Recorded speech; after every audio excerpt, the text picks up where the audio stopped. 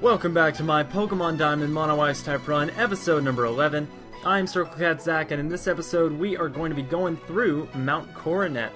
If you guys cannot tell already, I am using my new blue snowball microphone that I got in the mail today. Let's go ahead and put on a repel. I hope that means that y'all won't be able to hear the clicking noises, which I'm sure got pretty annoying as time wore on. And I'm just trying to figure out the rest of the technology and everything, and hopefully this will provide a better viewing experience for y'all as we encounter some sort of weird plasma dude in a newly created world, a world where only time flowed and space expanded. There should have been no strife, but what became of that world? Because the human spirit is weak and incomplete, strife has spread. This world is being ruined by it. I find the state of things to be deplorable. So he kicks us out of the way or something. And we can go up here and click on this rock that apparently has nothing, which is kind of dumb. But we can go through here with Snail, where we can break through multiple rocks. But actually, I kind of want to see what's over there, so I'll just break this one and then see if there's anything over there. And if not, then we can just head on out. So, looks like we have some rocks mainly. I'm not sure if there's anything on the rocks, and there is. Like I said, it's pretty easy to tell when there is stuff on there and when there's not. Hopefully we can make it out of there. Yes, without having to use another repel. And actually, I just went through that whole thing on super speed, so sorry about that. But here we have a hiker. Gahahaha, you're just a little kid. How are you supposed to beat a big man like me? I'll show you. So, Hiker Robert has two Pokemon. He's going to start out with a Geodude, and of course we still have Nessie up front, who is now the same level as Circlecat, but is effective with his, what do you call it, his Water Pulse. So we can take out all the rock types with that Water Pulse action, which is stab and super effective, so we serve that little, that big Hiker with just our little kid muscles. And now we have another battle right here. This karate man will pulverize you. You know what's funny is I love that all the trainers and everything say that they're going to do the pulverizing when really it's their Pokemon that are doing all the work.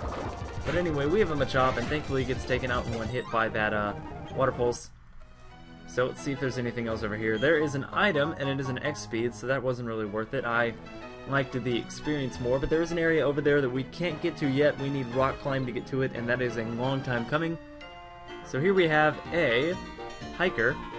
If I beat you, will you share some food with me? I mean, you're not that high up, dude. You can just climb down the stairs. That's what I'm doing. But he is an Onix. That shouldn't be too difficult to take on. Nessie is doing some work, and I have taken your suggestions, by the way, into consideration as to what my third team member should be. I'm not going to announce it yet, obviously, but you will get to see when I have captured it, or when it appears on screen. But I do think I know what it is going to be. And y'all had some pretty great suggestions, so I'm going to try and take as many of those into account as I can for my actual team, but no guarantees, sorry. Here we have another trainer. It looks like some kind of aroma girl or whatever. I don't know what she is. We'll find out. She is an aroma lady. I was sort of right. I think I was right. There's a Combi. And they're not too difficult to take down, and unfortunately for that one, it's a male, so it'll never evolve, poor thing. And it gets taken out really easily by the Ice Shard. Oh wait, I want to keep speeding up because we have another Pokemon. I didn't even see that, but hopefully we can take this thing out in one hit because it could be super effective against us. Maybe, but either way, it doesn't matter because we beat her at a Pokemon battle, not literally. And we have some more berries over here, but first a wild encounter with a Bee-Barrel. Oh, goodness. Oh, goodness. Get out of here, Bee-Barrel. So we have Nanab berries, which I'll go ahead and speed through this picking process. We have Nanab berries, raspberries. None of these really do anything except for work in Pokeblocks and stuff. Blackberries. And I'm pretty sure these next ones are like Pinap or corn or something. Yeah, they're Pinap. So there we go, we have some Pokeblock making berries. And what house is this right here? Berry Master's house, how funny. So let's see what the Berry Master wants. Everyone seems to call me the Berry Master. Well, it's on a sign in front of your house, I wonder why. I hand out berries daily because I want people to learn how wonderful they are. You're deserving of one. So we get a Neopapa berry, not the best kind of berry to get, but I'll show off what it does. Not that. I will show off what it does in the bag, because we have an entire pocket for berries. And that is a Poffin, not a Pokeblock. I keep saying Pokeblock, but I mean Poffin. And it's not the best because it does restore HP, but it also may cause confusion. So I don't like to use items like that, where they have that big a downside. It's lots easier to just use a potion or something. You and I, let us create a scene, a fantastic scene of battle, or something like that. I don't know, I just wanted to make him sound French. Because he's an artiste. And he wears a, what do you call it, a beret. Speaking of berets, I don't know if y'all have been keeping up with TV at all, but I just finished watching yesterday the finale of America's Got Talent, and I gotta rant a little bit. I'm sorry if y'all don't want to hear this, but I just kind of want to rant about it a little bit because I don't have anything else to talk about instead of the game. But I will talk about Parish Song. Don't really want to learn Parish Song because I don't really want to gamble that much on you know, Nessie fainting and everything. I don't want to be like, oh, well, Nessie's gonna faint, so I'll just let it die and kill the other Pokemon along with it. But anyway, back to America's Got Talent. Never mind, we get the Odd Keystone. That, I believe, is for Spiritomb. Catching the Pokemon Spiritomb. But America's Got Talent disappointed me last night, as we get a Honey there, which would go great with that tree, because I was really pulling for the comedian Tom Cotter and the musician William Close. What William Close does is he creates instruments in his house, and they're really unique and artistic. He's done things like he's strung up the entire theater, and he's made the theater into, I believe, the world's largest instrument. He has these big wind chimes on huge white poles that he has beautiful women swinging around, and they make beautiful music. And he has drums on these big circle things that he just spins around, and he has people play on them, and they're really beautiful. So I thought he had a good chance to win, but he got third. And then Tom Cotter, a comedian who has been at it for 25 years and has hilarious material, but not only that, he also adds a bit of risk into his act. In the finals, he had what he called a comedy cube, basically a dice, and he rolled the dice, and it had 6 topics on it, obviously, because it was a 6-sided dice. And I'm just going to give my comment on Lapras here. I don't really know what to pick, but he had a 6-sided dice with 6 topics on it, so basically he had to come up with 6 topics and have 90 seconds worth of material on all those topics, and in just under probably 4 days he had to prepare. So all the material that I heard was really funny. It ended up being about poor examples, and he talked a lot about kid stories and things like that, and he was hilarious, but he only got second, and I actually gave him a bunch of votes and tweeted that people should call and vote for him, but he got second, and the winners were a group called Olate Dogs, and they're a dog act that, while good, I don't think people would want to go see in Vegas, and it would be very difficult for the dogs themselves to have to perform for 60 or 90 minutes without much rest. Because I can see, 90 minutes they do really well, but those tricks would get really, really old after even 30 minutes. So it concerns me a little bit that they won, because I don't think they're going to be a very good Vegas act, which is what this talent, which is what America's Got Talent was eventually about, is to headline a show in Las Vegas. But if I didn't say so before, here we are in our next major city, Hearthome City, or Hearthome, it doesn't really matter. Here we have the Poffin House. That's where you make Poffins. I'm not going to do that just yet. I just went in there. It's the Pokemon Fan Club, and let's explore this building. I probably just want to explore a little bit in this episode because we just got to a new major city, and I want to get as many awesome items and random stuff as I can before I move on, just in case I miss something. So we are going up the elevator in this random, I don't know, condominium or apartment complex or something, and I'm really hoping there's an item up here. Yeah, there we go. We get a Shell Bell, which, oops, I messed that up, but, oops, I'm messing this up a lot, but that's not the best item. It, I just did it again. Gosh darn it. It is kind of like the leftovers, but it doesn't restore as much HP, and it's a bit more, you know, condition related instead of just, you know, after every turn it heals up your Pokemon. I think you have to, like, hit them or something for it to work. Let's check. Shell Bell. The holder's HP is restored a little every time it inflicts damage. Yeah, so it has to attack for it to be healed, and even then it doesn't heal up that much. I think how much you're healed is based off of how much damage you do, so it's not the best item. Leftovers is way better, but it's something. So there's a guy who trained for 30 years in the mountains just to compete in contests. That's a little weird. We'll get to that crazy purple lady up there in just a second, but I want to go into this huge complex first. Sorry about stopping and starting the emulator twice. The B button, which is the run button, is right next to the N on my keyboard, which stops the emulation. So I did that accidentally twice, so that was a little aggravating, but it's worth it to run around and not have to be all slow walking around. So nothing down here for us. Let's see if anybody up here has an item or anything. Again, we don't get a choice. There's only one level we can go up to. And we'll see what they have up here for us. There's multiple people up here. There's 2 old men, 2 or 3 old men. Maybe 2 old men and 2 old ladies. I don't know what you are. Let's see. Oh no, there are no stairs in this house. It's easier that way. The lack of stairs makes it easy for the little Pokemon to get about. I might have already just talked to you. How about you? Kid-friendly city. No, this place has absolutely nothing. If you're playing along, don't go in here, because you'll just be wasting your time. But I had to check just in case. So, let's go back out and talk to that lady with the weird purple hair and the purple dress. So, let's see what she wants. Oh, I'm so sorry. Please excuse me. Are you entering a contest? Enjoy yourself, please. Incidentally, Fantina, the Hot Home City Gym Leader, also happens to be a contest expert. And you might ask yourself, how do I know this? Well, I am Fantina. You may challenge me, but not yet. You must become much stronger. Then you may challenge me.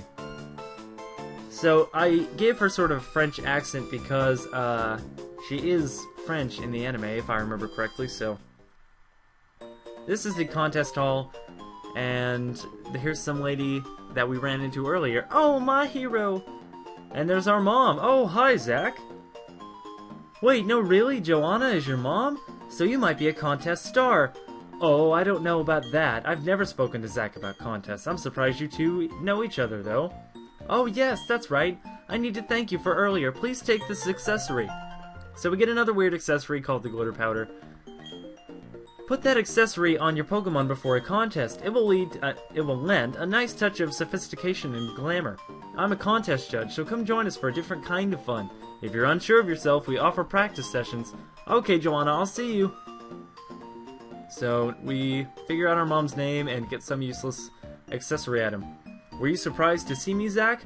I got bored, so I came out to Hardhome for a little vacation. I'm just as surprised to see you here, my dear. But are you serious about entering contests? Not dressed that way. When your Pokemon is all dressed up, you can't be dressed your usual way. Put this on for a little glamour.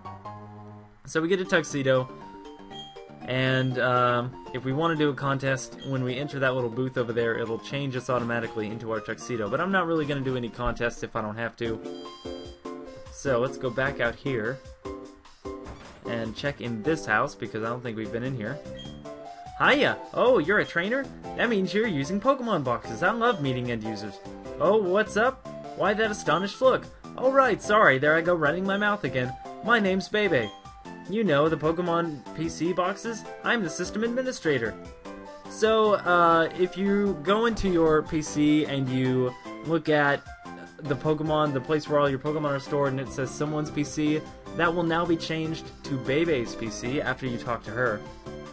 So, up ahead we have Amity Square West Gate. That is to the north. I guess northwest, if you want to be technical about it. Over there is the gym, and up here is the Amity Square East Gate. So those will both lead you to Amity Square, but different parts of it. And I thought you could get in that way. I thought there was like a hidden item over there, but apparently there's not. Or if there is, we cannot get in that way. And down here, we have our rival.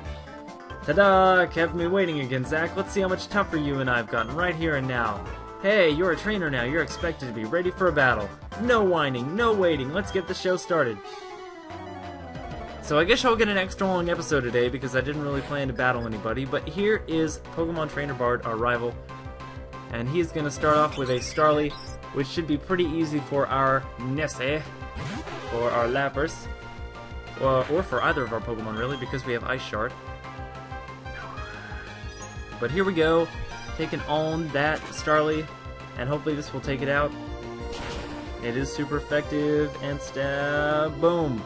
I thought so, I hoped so, but I just wanted to be sure. So, Starly fainted, and we get not that much experience. And now for a Grottle.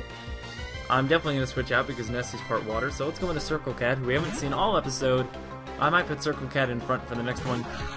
So there he is. I'm thinking our next team member should be female because we have 2 male members right now. So we'll go for that Icy Wind, which should be super effective.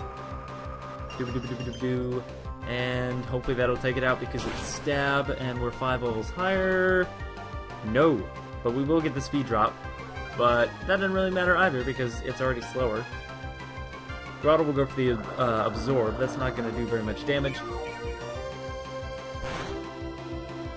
That actually did quite a lot because it was a crit, but otherwise it wouldn't have. So there is Bart. There's Bart's Sprite anyway. Thankfully he doesn't heal up. I don't know if he would anyway, even if he was in red health. But that will be super effective and it will be worth a KO. So good job, Circlecat, taking on that Grottle. And now we have a Ponyta to face, so I will definitely go back into Nessie. And now, we can take out this Ponyta with ease, and then he will only have 1 Pokemon left. So that's nice that he'll have a Ponyta. I don't know if he'll have it for every battle, but it's nice that he has one now. And of course Ponyta is super fast, and Nessie is not as fast. But this Water Pulse is stab, and we are 7 levels higher, so that should be an easy KO. And it is. So after this, just 1 more Pokemon, and we will be done for the episode, I think. And it is a Weasel, so let's go ahead and stay in.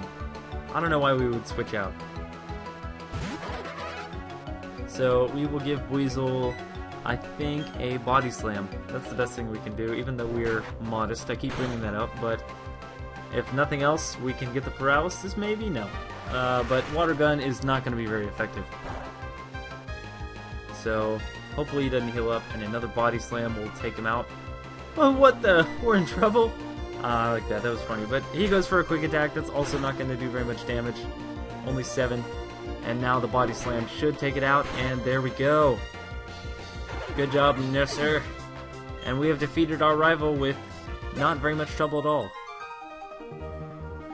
What just happened? You're telling me I lost? And we get some great money for that. That's awesome. Wag! You KO'd my team again. This messes up my dream of becoming the greatest trainer ever. No, I just need to get tougher and keep winning. One day, that's it, I'm gonna challenge the Veilstone Gym next. See you around, Zach. You'll be blown away by how much tougher I'll be when we next meet. Or the time we meet. Next time we meet, I don't know. Anyway, that's gonna do it for this episode. Question of the day. Could you hear a difference in the audio, and do you like the new sound quality? Because I'm hopefully gonna be sticking with this mic for a good time to come. So, thank you guys for watching. Please subscribe if you haven't already. Like and favorite the video and leave a comment below. And go check out my main channel, Shiny Enter Zach, my TCG channel, SHZ TCG, and my Pokemon community channel, PokeCapital. And until next time, I will see you guys later.